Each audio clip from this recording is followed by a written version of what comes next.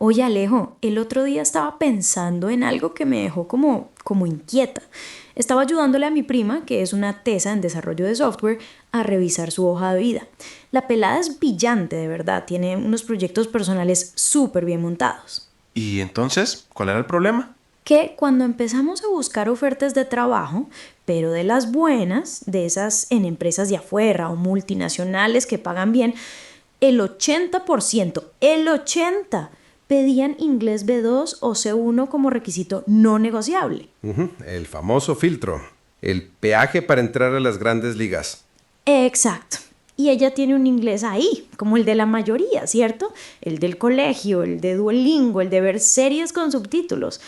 Pero no para una entrevista de trabajo técnica. Y me dio una rabia, Alejo, porque sentí que todo el talento que tiene, toda esa lógica para programar, se estrellaba contra una barrera que no tiene nada que ver con su capacidad técnica. Es que ese es el punto que a veces no entendemos, mano. Creemos que el inglés es una materia más, como rellenar un requisito. Pero no.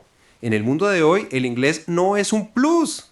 Es el sistema operativo. El sistema operativo. Vea pues, me gusta esa analogía.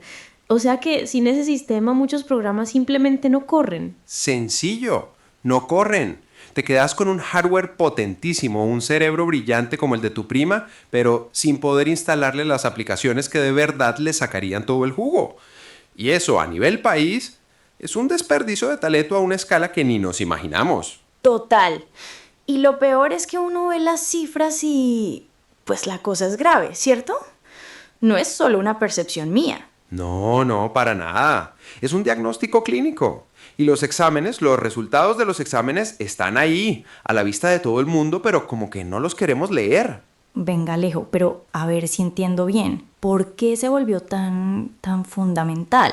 O sea, entiendo perfectamente el punto para el sector de tecnología porque ese nació global, pero ¿es así de crítico para todo lo demás? Es que ese es el cambio de chip que nos falta, mano. Ya no hay lo demás. O por lo menos no en los sectores que de verdad mueren la economía. Pensarlo en términos de comercio, el del toda la vida. A ver, dame un ejemplo. Imagínate que vos tenés una finca cafetera acá y producís un café especial increíble y quieres vendérselo a un tostador en Japón o a una cadena de cafeterías en Holanda. ¿En qué idioma negociar los contenedores? ¿En qué idioma llenar los papeles de exportación? En inglés, claro, la lengua franca de los negocios. Ahí está. No es por gusto, es por practicidad. Es el idioma por defecto para que un colombiano, un japonés y un holandés se puedan entender sin necesidad de 3 traductores. Es la autopista. Y si vos no sabes manejar en esa autopista, te quedas en la vereda. Y supongo que eso aplica también al revés, ¿no? Para atraer inversión. Totalmente. Un fondo de inversión de Nueva York o de Londres no va a poner a sus analistas a aprender español para ver si tu emprendimiento es una buena apuesta. El mundo no funciona así. Uno tiene que ir a donde está la plata y la plata hoy por hoy habla inglés. No tenerlo es aceptar voluntariamente una desventaja competitiva gigante. Es cerrarse las puertas a uno mismo. Y es que esa sensación de estar en desventaja no es solo una idea tuya, Alejo. Hay cifras que lo confirman y son bien preocupantes. Me acuerdo de haber visto el último reporte del IEF, del English Proficiency Index. Ajá. ¿Y cómo salimos en esa foto? Que me imagino que no muy bien peinados. No, para nada. A nivel mundial, Colombia está en el puesto 77 de 111 países. Nos clasifican en la categoría de proficiencia baja. O sea, raspando. 77. Vea pues. Estamos en el último vagón del tren, prácticamente. Y espérate que se pone peor. Dentro de Latinoamérica, de 20 países que midieron, quedamos de 17. De 17. O sea, ni siquiera con nuestros vecinos somos competitivos en esto. Eso sí es más diciente, porque una cosa es compararse con Suecia o con Singapur, pero otra muy distinta es que países como Bolivia o Honduras o Guatemala estén por encima de nosotros. Ahí sí queda uno como sin excusa, ¿sí me entiendes? A eso me refiero. Es una alerta roja gigante. Pero venga, Alejo, a mí me queda una duda. Esos son promedios, ¿sí? La pregunta es, ¿ese nivel bajito es parejo en todo el país? ¿O es que hay unos que jalan el promedio para abajo más que otros? Acabas de tocar el punto más doloroso de todos.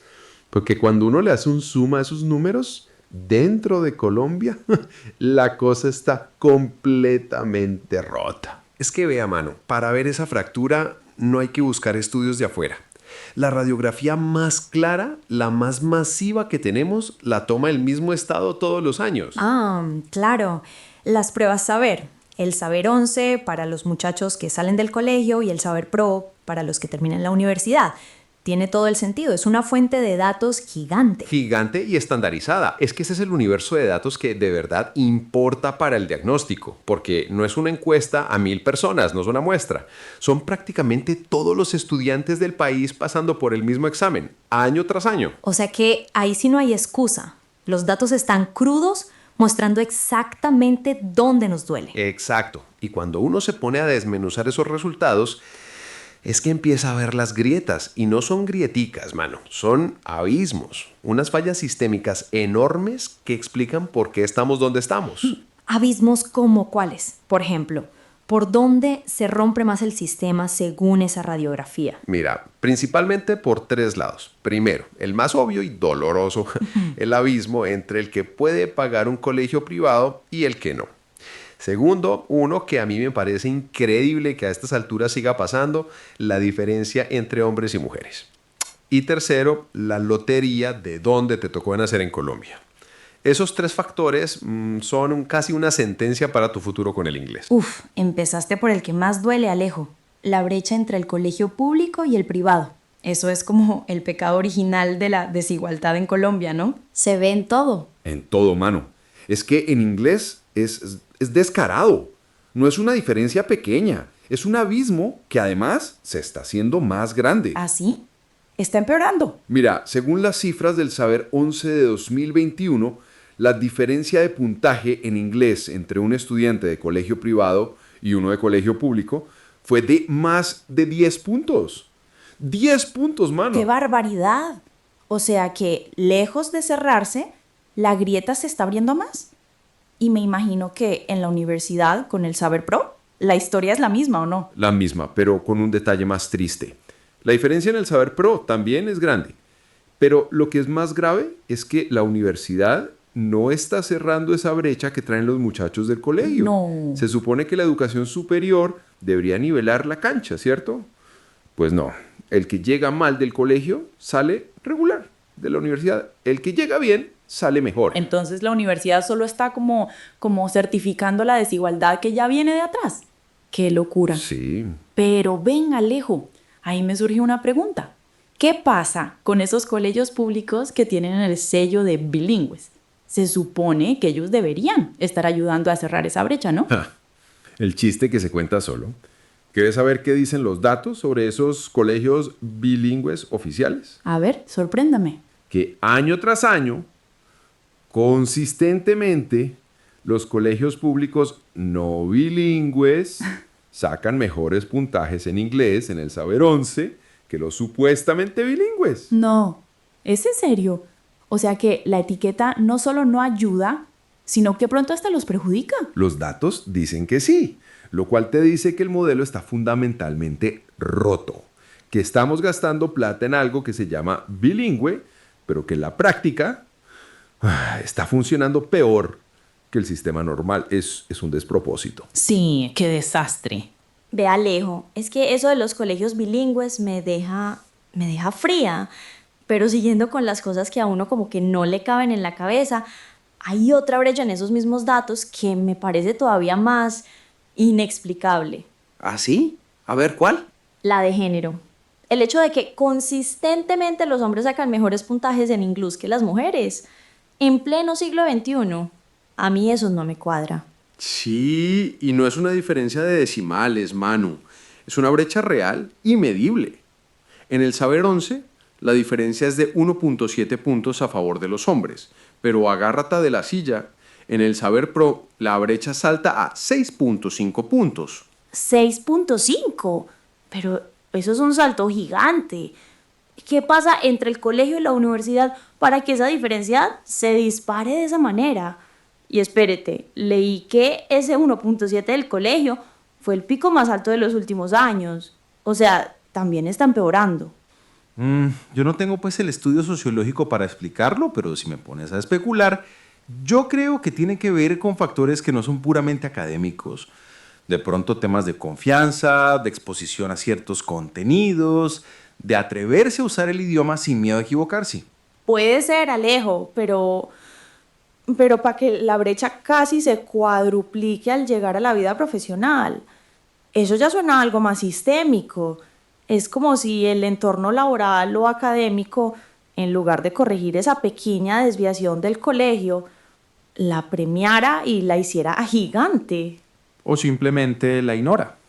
Y una grieta que se ignora, con el tiempo no se cierra sola.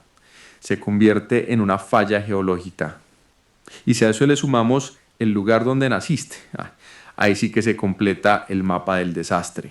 A ver, ¿cómo así que el mapa del desastre? Me dejaste con esa idea de la lotería de dónde te tocó nacer. ¿Tan grave es la diferencia entre regiones? Es probablemente la brecha más injusta de todas, mano. Porque esa sí que no depende de vos para nada. Es literalmente tu código postal definiendo tu futuro. Y los números del Saber 11 lo pintan clarito. Dale pues, muéstrame el cuadro. Mira, los puntajes más altos, como es de esperarse, están en Bogotá, con un promedio de 55 puntos. Muy cerquita está San Andrés, que tiene lógica por el bilingüismo natural, y luego Cundinamarca. Hasta ahí todo bien. ¿Y en el otro extremo? En el otro extremo del país y del puntaje, tenés a departamentos como Chocó, con 42 puntos, Bichada con 41, y el más bajo de todos, Vaupés con 39.5. Ahora, ¿me estás diciendo que hay más de 15 puntos de diferencia entre un estudiante promedio de Bogotá y uno de Vaupés? 15 puntos, pero Alejo, eso es como si hubieran dos países completamente diferentes. Es que, para efectos prácticos, en términos de oportunidades, viven en dos países diferentes. El muchacho de Vaupés no compite en igualdad de condiciones. No es que sea menos inteligente. Es que probablemente nunca ha tenido un profesor de inglés bien preparado. De pronto no tiene ni buena conexión a internet. Está jugando el partido con la cancha inclinada, con un balón pinchado y descalzo. Claro, así es imposible. Entonces, todas estas brechas de las que hemos hablado, la del colegio público, la de género y ahora la de la región, no son solo estadísticas educativas. Para nada. Son freno de mano para la economía. Son barreras directas para la prosperidad, tanto de la gente como del país. Porque al final, Manu, todo esto, absolutamente todo, se traduce en una sola cosa: plata, o la falta de ella. Venga, Alejo, me gusta esa palabra que usaste, capital. Porque no siempre piensa en capital como plata en el banco, o una casa, o una máquina. Pero vos lo estás planteando como si el inglés fuera un activo. Algo así. Es que es exactamente eso, mano. Es capital lingüístico. No es un término que me inventé yo, es un concepto real. Es un activo intangible que tenés o no tenés y que te genera retornos. O sea, plata, oportunidades, accesos. A ver, desglósamelo más. ¿Cómo funciona ese capital? Es como cualquier otra inversión. Vos invertís tiempo, esfuerzo y a veces plata en aprender inglés bien. Y esa inversión, con el tiempo, te empieza a pagar dividendos. Te abre puertas a trabajos que pagan más. Te permite entrar a mercados globales. Te da acceso a conocimiento que otros no tienen. Es un activo que se valoriza. Ya te pillo. Es como si tener inglés te diera una especie de membresía a un club exclusivo. Y los que no lo tienen, pues se quedan afuera mirando por la ventana. Exactamente. Y lo más grave es que ese club cada vez tiene más beneficios. Antes era un lujo. Ahora es casi una necesidad para no quedarte rezagado.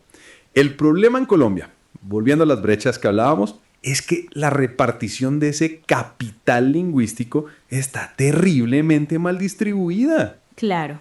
Unos pocos nacen con la membresía platino por el colegio que pagaron sus papás, mientras que a la gran mayoría ni siquiera les llega una invitación para aplicar. Y eso, a la larga, solo puede significar una cosa: más desigualdad. Más desigualdad. Y un país que como colectivo no puede competir. Porque imagínate un equipo de fútbol donde solo 2 jugadores tienen guayos, así no le ganas a nadie. Y siguiendo con tu analogía del equipo de fútbol, Alejo, si queremos jugar en el Mundial del Comercio, no basta con que el delantero estrella hable inglés, ¿cierto? Necesitas que todo el equipo, desde el defensa hasta el aguatero, entienda las jugadas. Exactamente. Y en el comercio internacional, entender las jugadas significa poder negociar un contrato, entender la logística de una cadena de suministro global o simplemente poder atender la llamada de un cliente en otro país sin que te dé un ataque de pánico. El famoso pánico escénico del hello. Totalmente. Y eso que decís no es trivial. Es la diferencia entre una empresa que puede venderle al mundo y una que está condenada a vender solo en el mercado local, que es mucho más chiquito y competido. Y no solo es vender, mano, también es comprar y atraer. ¿Cómo atraes inversión extranjera directa si tus profesionales no pueden sentarse a hablar con los inversionistas? Si no pueden presentar un proyecto de manera convincente en el idioma en que se mueven los grandes capitales. Claro, volvemos a lo mismo. El capital no se va a tomar la molestia de aprender español por nosotros. Es uno el que tiene que ir a buscarlo y hablarle en su idioma. O sea, que la falta de inglés es literalmente una barrera de entrada para la plata que el país necesita para crecer. Una barrera gigante. Ponele que viene una multinacional a montar una planta acá. Necesita gerentes, ingenieros, personal administrativo que pueda reportar a la casa matriz en Alemania o en Estados Unidos. Si no encuentran suficiente gente con el nivel de inglés que necesitan, ¿sabes qué hacen? Se van para otro país de la región que sí lo tenga. Costa Rica, Panamá. Ahí está. Así de sencillo. Es una decisión de negocio, fría y calculadora. Y cada vez que eso pasa, es un montón de empleos de calidad y de transferencia de tecnología que Colombia pierde, simplemente por no tener el sistema operativo del que hablábamos. Ve, Alejo, eso que decís de perder empleos me lleva de vuelta al caso de mi prima. Porque una cosa es que el país pierda una inversión que suena como muy grande, muy abstracto. Pero otra muy distinta es cómo se ve eso para la persona de a pie, ¿cierto? La que está buscando trabajo. Es que ahí es donde el caucho se encuentra con el asfalto, Manu. Y la cosa es muy sencilla. Saber inglés te paga más. Punto. En economía a eso le llaman el English Premium o la prima salarial por bilingüismo. O sea que tiene nombre y todo. Suena como a un bono. Pero venga, ¿eso está medido acá en Colombia o es solo una percepción? Medidísimo. Mira este dato que es brutal. Un análisis de ofertas de trabajo en 2021 encontró que el 78% de las vacantes pedían inglés, ya fuera como algo deseable o como un requisito obligatorio. 78. Esos son casi 8 de cada 10 ofertas. Y lo más loco es que en 2015 ese número era del 58%. Si ves la tendencia, es una demanda que está creciendo a toda velocidad. Entonces, por pura ley de oferta y demanda, el profesional que tiene esa habilidad que tantos necesitan y que tan poquitos tienen, pues vale más. ¡Claro! Ahí está. Con razón mi prima y yo sentíamos que nos estrellábamos contra el mismo muro una y otra vez. No es que no haya trabajo para la gente tesa, es que el trabajo bueno, el que paga bien, está en un mercado laboral completamente aparte. Dividiste el mercado perfectamente. Hay dos ligas. La liga local, donde compite todo el mundo, con salarios locales. Y la liga global, a la que solo entras si hablas inglés. Menos gente compitiendo, empresas con más plata, salarios en otra escala. El inglés es literalmente el tiquete de entrada a esa segunda liga. O sea que dos personas con el mismo cartón, la misma carrera, la misma capacidad, tienen techos salariales completamente diferentes solo por el idioma. Vea pues. Y me imagino que en sectores como el de ustedes, el de tecnología, eso ya no es una opción sino una obligación, ¿o qué? En tecnología, Manu, no tener inglés es como ser un carpintero sin serrucho. Simplemente no puedes trabajar. Con esa analogía del carpintero sin serrucho, me estás diciendo que en el mundo tech el inglés no es un valor agregado, sino la herramienta básica. ¿Es así de extremo? Es así de extremo. Mira, en el desarrollo de software, por ejemplo, las bases, los lenguajes de programación, Python, Java, JavaScript, están construidos con comandos en inglés. Es el idioma en que se escriben los manuales, la documentación técnica, los foros donde se resuelven los problemas. O sea, si no entiendes inglés, ¿cómo vas a entender el código? No lo había pensado así. Es como si el inglés fuera el idioma del cerebro de la máquina. Algo así. Es el idioma universal de la computación. Y no solo para escribir código. Vos estás en un equipo de desarrollo Y muy probablemente vas a colaborar con gente en India, en Estados Unidos, en España. ¿En qué idioma se van a comunicar en las reuniones? ¿En qué idioma se van a mandar los correos? En inglés.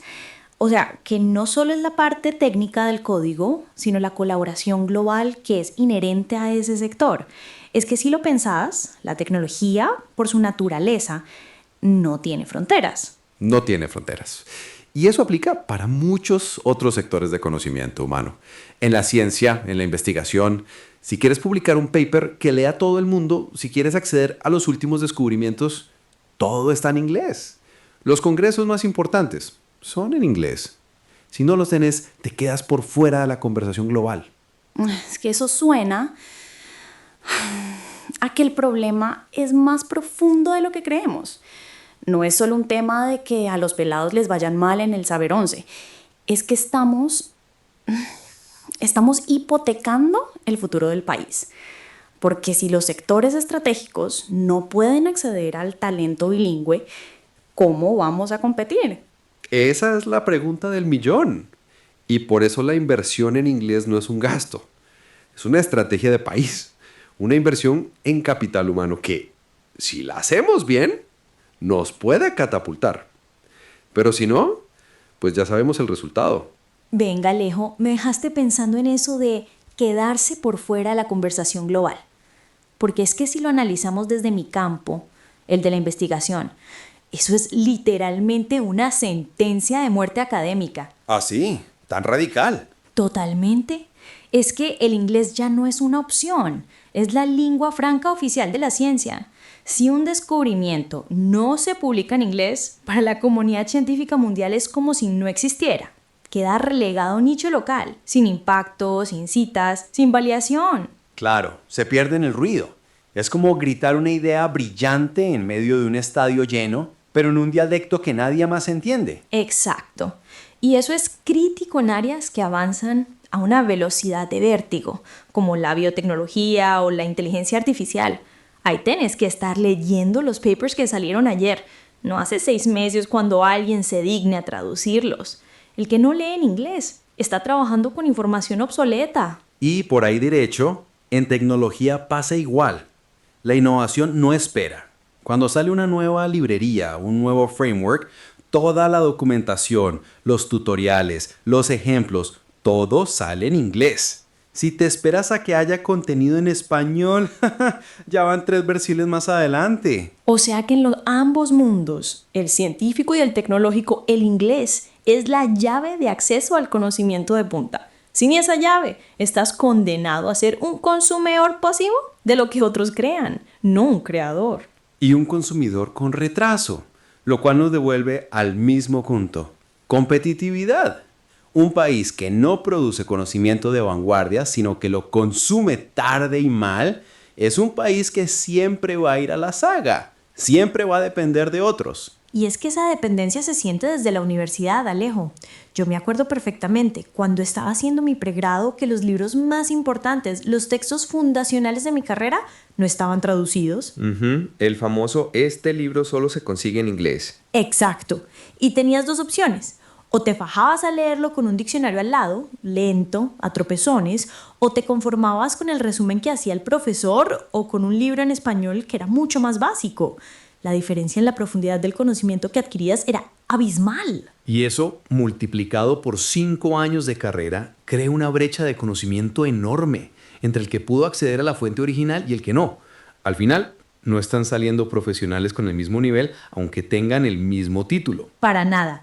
Y eso es solo la punta del iceberg, porque después de los libros vienen los artículos científicos, los papers, la bibliografía obligatoria para cualquier tesis, para cualquier proyecto de investigación serio.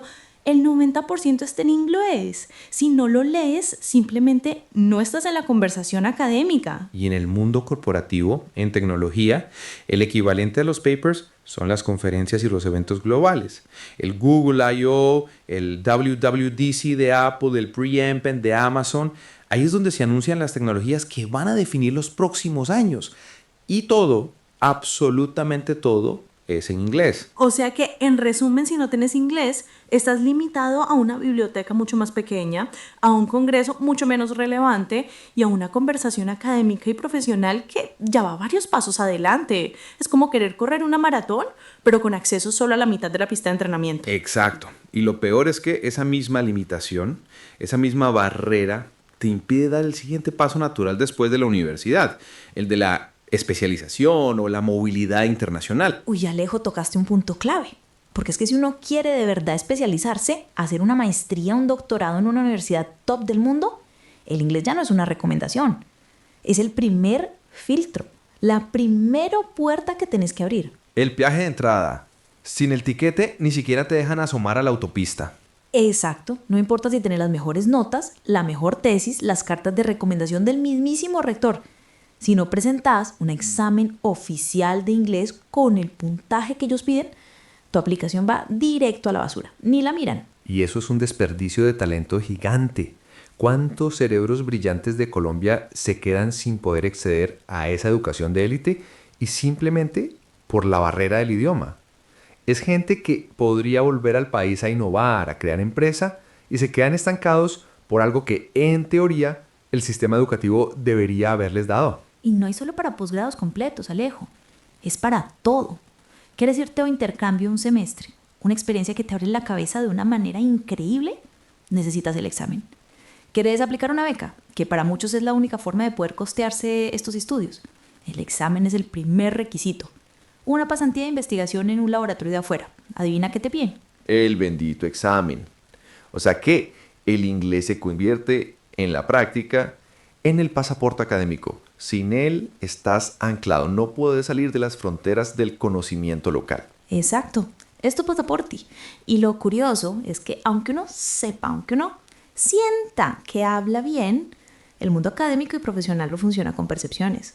Necesitas el sello oficial en ese pasaporte. Ajá, la prueba, la certificación, que ese es otro mundo entero, porque no basta con saber, hay que saber demostrarlo. Exacto, es que ese es el punto que a mucha gente se le escapa.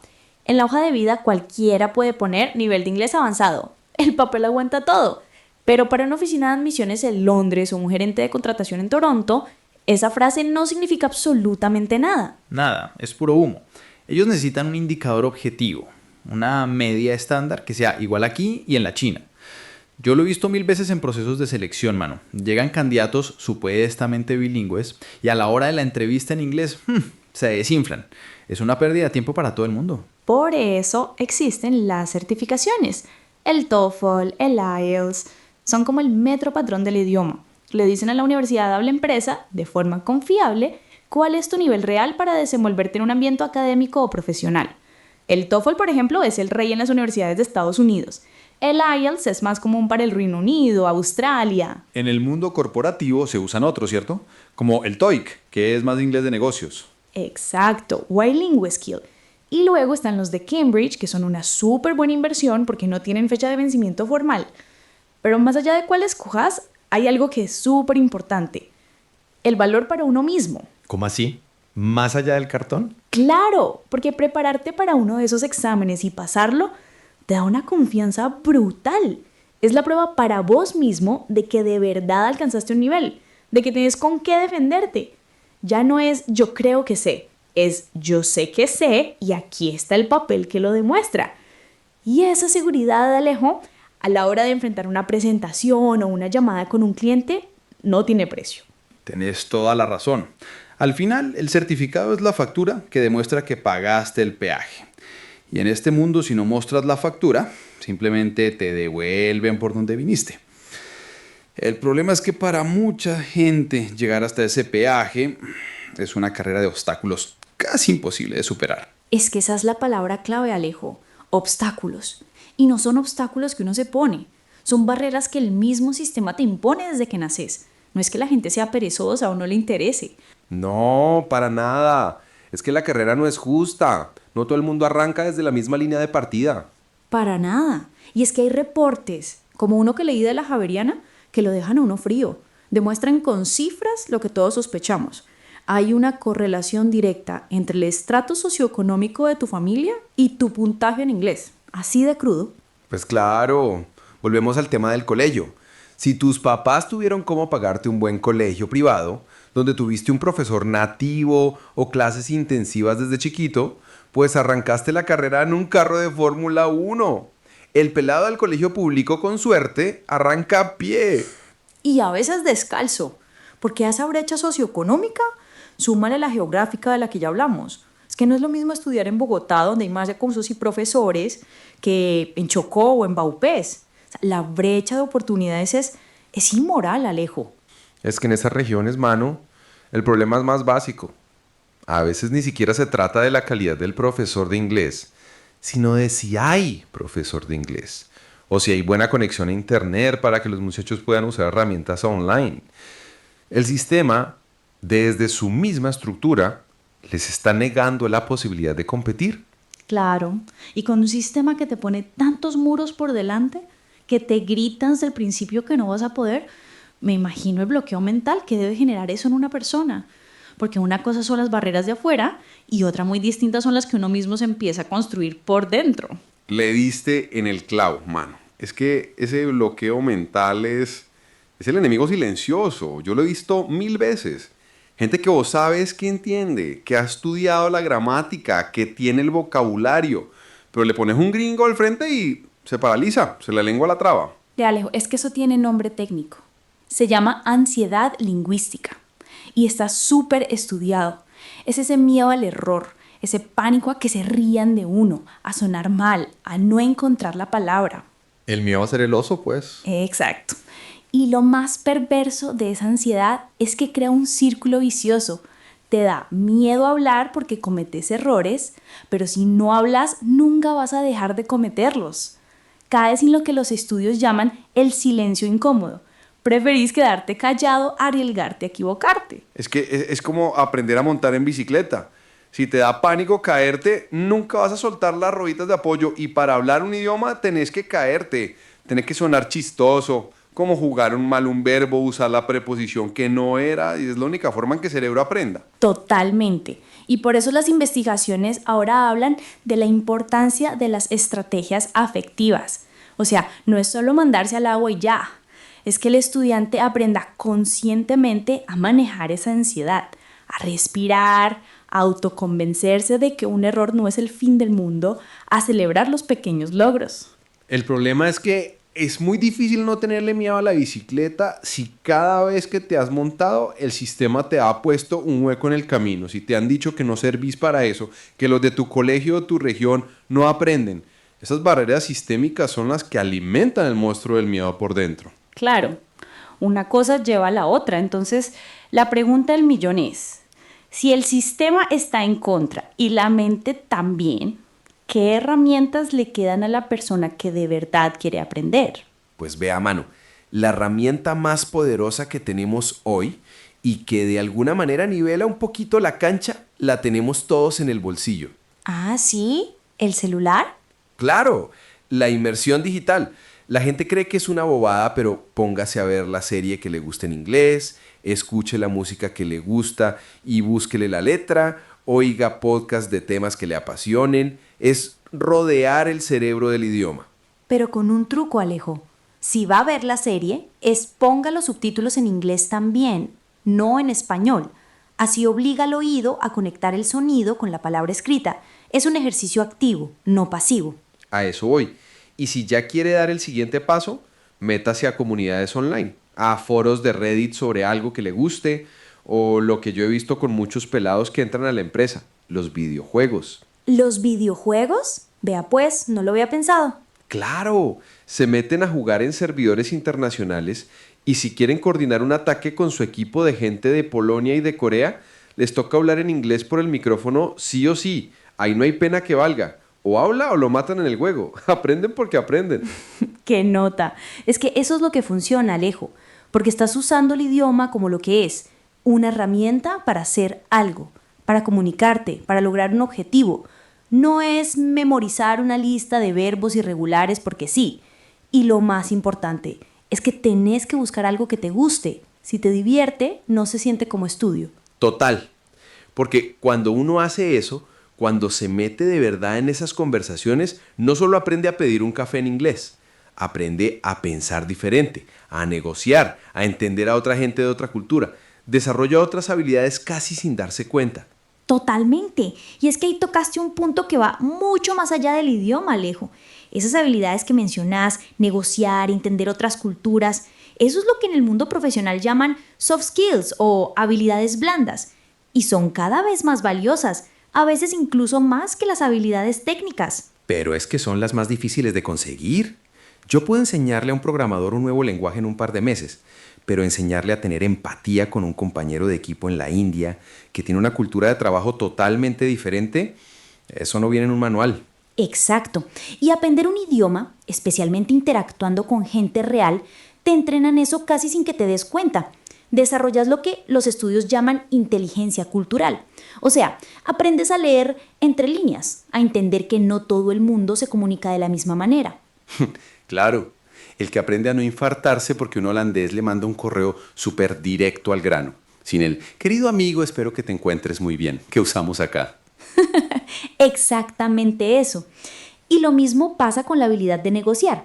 Al tener que hacerte entender en otro idioma, te vuelves más preciso, más cuidadoso con las palabras, y ni hablar de cómo se expande tu red de contactos, tu networking, a una escala global. Y esa red, mano, esa red es oro puro. Cuando tienes un problema técnico, ya no solo le preguntas a tu compañero de al lado, le preguntas a un foro mundial, a un contacto que hiciste en un evento online, tenés acceso a un cerebro colectivo global. Vea pues, o sea que al final del día, respira, la meta no es solo aprender a conjugar el verb to be, es mucho más profundo. No, para nada.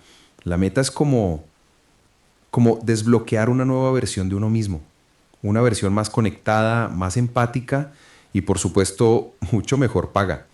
Es que si uno ata todos estos cabos, Manu, la conclusión es una sola. Que tratar el inglés como un gasto, como una materia más que toca pasar, es el peor negocio que uno puede hacer.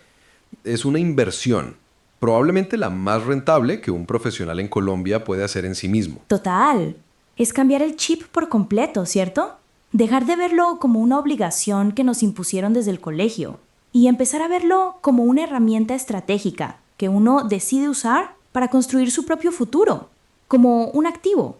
Exacto, porque con las herramientas de hoy, con la inmersión digital, ya no hay excusa.